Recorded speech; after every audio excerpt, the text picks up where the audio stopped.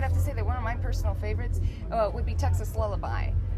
That's what I'm more partial to. I mean, I'm not from Texas, but I spent a good time in there, so it's like when I hear that song, you know, I didn't have a really good past behind me, but for some reason it really does speak to me. Yeah, I've never performed that song live. I wrote it many, many years ago, and actually I wrote it with a lady named Rattlesnake Annie, and I happened to walk into a nightclub one night where she was performing, and she didn't know I was there.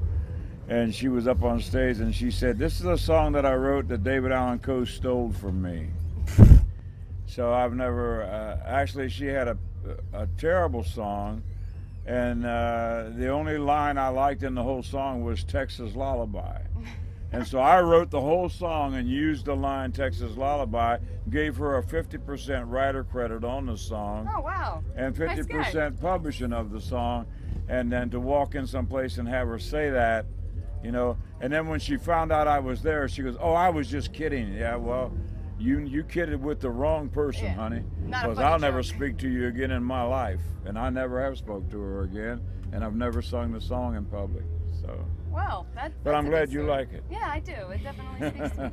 Oh, I'm not going to take up too much more of your guys' time, but I do have one more comment, question, type of thing. A lot about your past.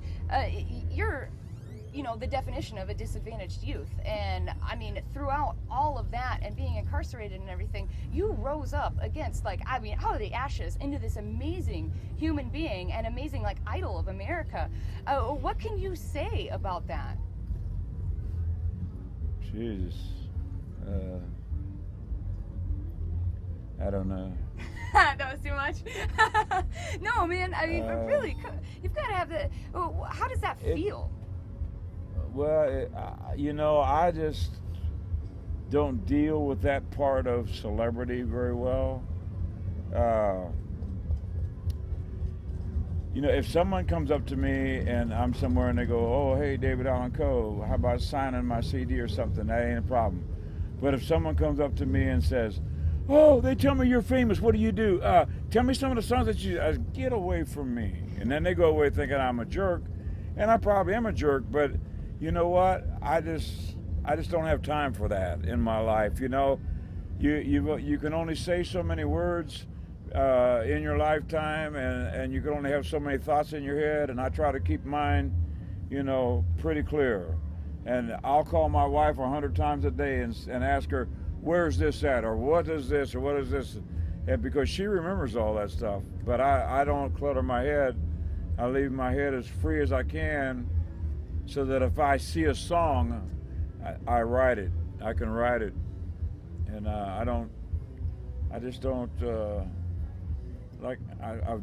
don't understand the celebrity thing at all. I mean, I've been with Kid Rock and had people walk past Kid Rock and ask me for my autograph, and I've never understood that. I just don't understand that mentality. I would have asked him 100 times for his autograph before I would have asked David Allan Coe, but that's just me. And the same way I've been with Willie Nelson. I mean, the only person I ever hung out with that things like that didn't happen was Elvis Presley. Johnny Cash, I've been in a room with Johnny Cash and people walk by Johnny Cash and ask me for my autograph.